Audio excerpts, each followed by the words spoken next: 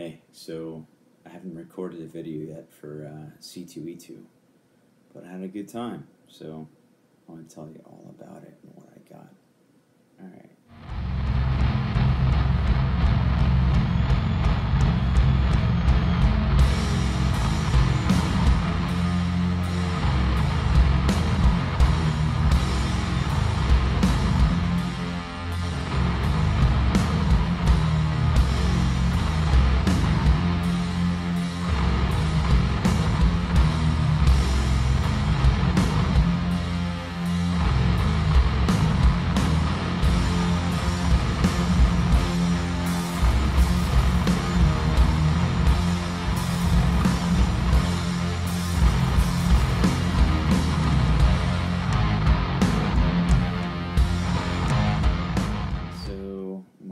Stuff is not organized. I have comics everywhere.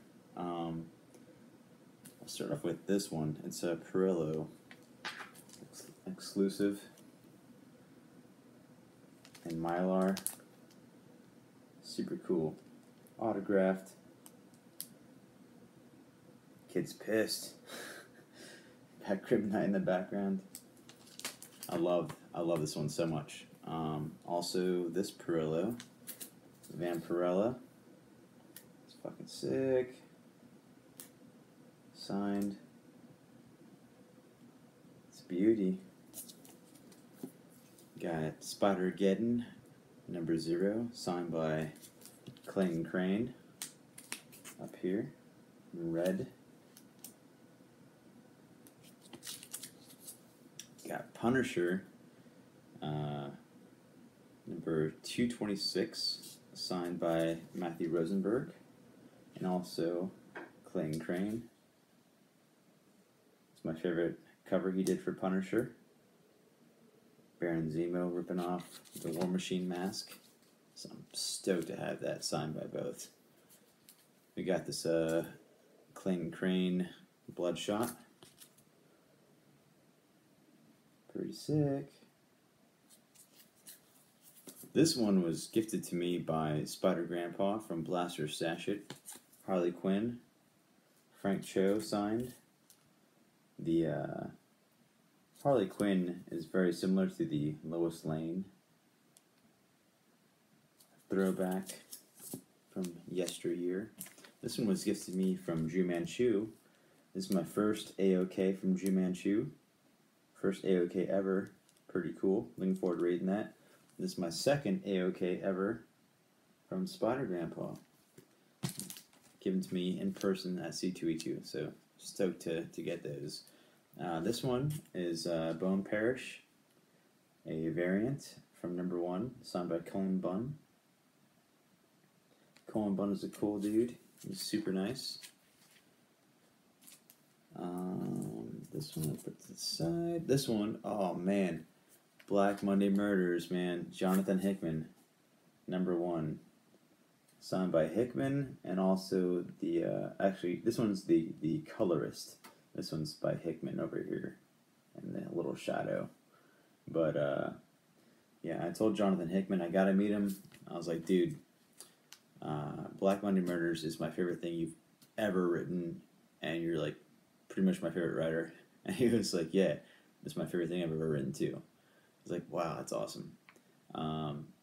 So he's going to finish up this story, Black Monday Murders, in July, I think, as the last chapter to that. So pretty sick for that. Also at C2E2, I was at the Marvel Next little panel, and they said first it was War Realms, Valkyrie, Donny Cates' Carnage, and then Hickman's House of X and Powers of 10, and then a question mark for December. They said it's all building up to what happens in December, so looking forward to that. But yeah, he wouldn't answer any of my X-Men questions. I found out some answers at the panel, but man, so it was super cool meeting him because like he was not around for like the majority of the convention. This one, Incredible Science Fiction number 31, elephant cover. Got this for JD, so I gotta mail this off to JD sometime soon. He loves elephant covers. This one, Weird Western Tales, number 12. Got this for Midwest Comic Man. Cool, like Indian guy. This dude's badass up here. It's a very nice Joe Kubert cover. Another Kubert cover is Enemy Ace. Very cool and badass. But these two I bought for Midwest Comic Man, Paul. He's the one that showed me the ways of Kubert.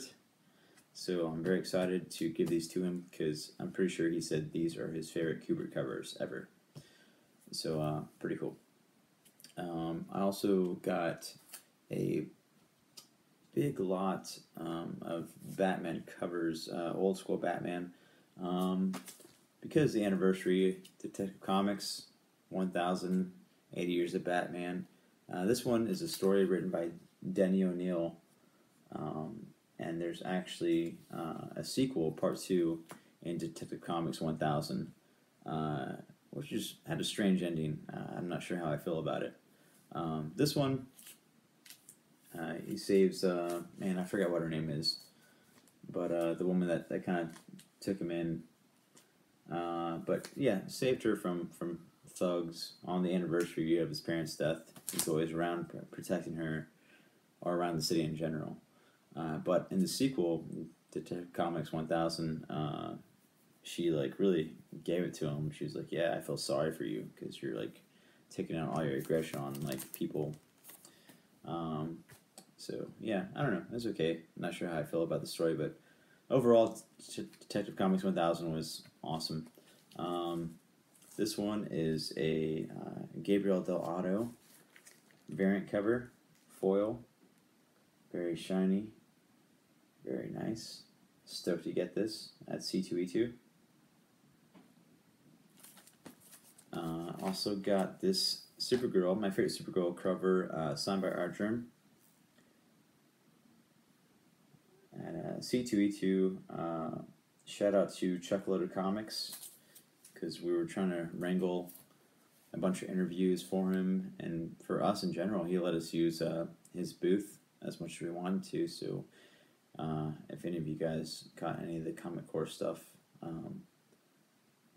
you saw what happened. We had an interview with Art Germ. That was cool. So he signed all my stuff for free, so that was awesome. Also got this exclusive as well. Got the Grim Knight on there.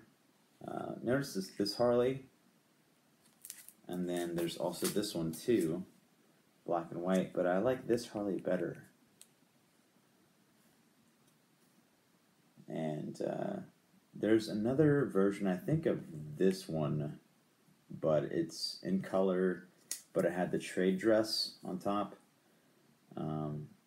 But yeah, so these two were my favorite out of the 3 that were available, but pretty cool. I kind of wish I had the 3rd one, the colored version of this one, just cause I like that Harley so much. At C2E2, I ran into Joni Broses, ex-Playboy model, and she's more known for her cosplay now. But yeah, so she's usually Vampirella, and I caught her doing a Black Canary when I met her. But yeah, I was like, oh shit, Joni Broses. I found out about her like through YouTube and some other guy that like keeps track of like cosplay stuff. But him and her had like a good like connection. They're funny, and so I liked her just for being funny. So I was like, oh shit, Joni Broses. Like I didn't know you were gonna be here at C2E2. I was like, oh shit, like I've been collecting like Warren magazine old school Vampirellas, and she has a cover of her as Vampirella. So she signed that, and then she gave me like a pic. She's like, you want a pic? I was like, yeah, sure, like for free. That's awesome. Like, thank you. Because usually they charge money for that, and that's their bread and butter, you know, getting pictures and autographs and stuff. So that was super cool. And then also I got my Crisis on Infinite Earths Part 1 signed by George Perez, and I already had it signed by Wolfman many years ago. So I got both of them on number 1. Very clean, no ticks. So super psyched. And then also at the Marvel Next panel, at the end, when it was done, they gave out like an exclusive cover there for those just attended at the panel. And it is this pizza cover panel. About eating pizza. Pretty cool. And then also every year, I mean not every year, but like each time I'm at a con and Jenny Frison is there, I always bring like one or two covers. And this one I always liked and always wanted to get signed, so I signed. She signed my Black Magic, right here. But yeah, that's one of my favorite covers that she's ever done. It's a great series if you've never read it. So super cool. Also, Stephanie Hans, saw my Die #1. She was super cool. Her and her friend had thick accents. So super stoked to get that signed. Art Germ again, Thor. This is one of my favorite Art Germ covers. And then they had this up there for free. This one was also another exclusive next to same spot as the Del Auto. It's a Justice League foil. The backside is also foil as well, but it's the 3 covers, but it's all in one comic book. So yeah, I mean you can't really see. I don't really want to unbag it because it's not in a regular like Mylar bag. It's actually like sealed, you know. So, but yeah, that's really cool that they made that. This was also there for free. And this as well, and this as well, and then I got this for half off for $10. Black badge, #1 with a patch, pretty cool. Because this is a very expensive one, hard to find on eBay. I want to say it's like $50 on eBay, I think, at least 30. So. As many of you know, I've been collecting Batman covers with him holding guns. This one I had to pick up because he's like overtly aggressive. He's got this stick with the nails hanging out, just beating this dude with holes in his face. And Robin's like, oh my god. So I thought that was pretty awesome. Had to get that. This one I thought was like close enough to Batman having a gun. He's got a doppelganger and there's a gun in the middle. So had to pick that up. This one's pretty cool too. He's about to beat the ass out of some KKK dude. But I thought that was pretty intense and pretty weird. I haven't seen a cover like this in a long time. So pretty excited to find that. Punisher blank cover. I meant to get some Matthew Rosenberg, but I actually never ran into him. And then this one, Deadpool. I want to get this a hand turkey by Scotty Young, but I ran into Scotty Young at a bar next to C2E2, and I bought him a beer. And he was talking to a guy that used to work for DC, and I think was business partners with Jim Lee, but now he works for Marvel. And then after Scotty Young left, he had to go to his booth. Him and I, that one dude he was talking to, had a good conversation for a while. But yeah, that was cool. So yeah, I was like talking to Scotty Young, and then later on, CB Cebulski and Jason Aaron swung by and said what's up. So that was cool. Got to meet those guys. Offered them drinks, but they're like, oh, we got to go. And this guy's like, yeah, me too. I got to meet my booth in like this time, like 5 minutes. I was like, yeah, let's go, man. I'll bring you a beer, like another beer there at your booth. So I did. I tried to bring a beer later on, but they closed down the bar on Sunday, like early. But I was like, hey, man, here's like a $10 bill. Sorry, can I get you another beer? He's like, oh, no. I was like, keep it. But I was like, no, man, like seriously. He's like, no, I'm going to give it to this guy in front of me if you don't take it. And it's like, God damn it, Scotty. But yeah, at the bar, like for a minute, he was like, what do you listen to? So we talked like music for a while. I was like, yeah, I was listening to like this doom band and this like stoner rock band. It's like, oh, that's awesome. You like that stuff. But I was listening to like Caius and like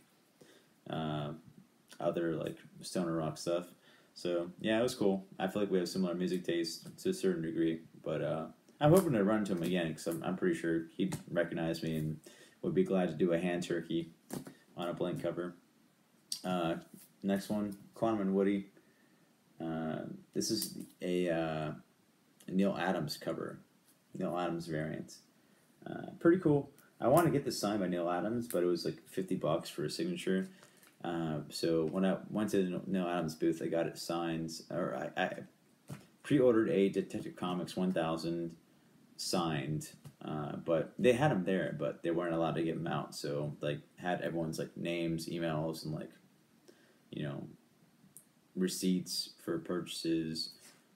So I guess my Detective Comics 1000 signed variant from Neal Adams should be arriving sometime soon, hopefully. There's three different variants that he had.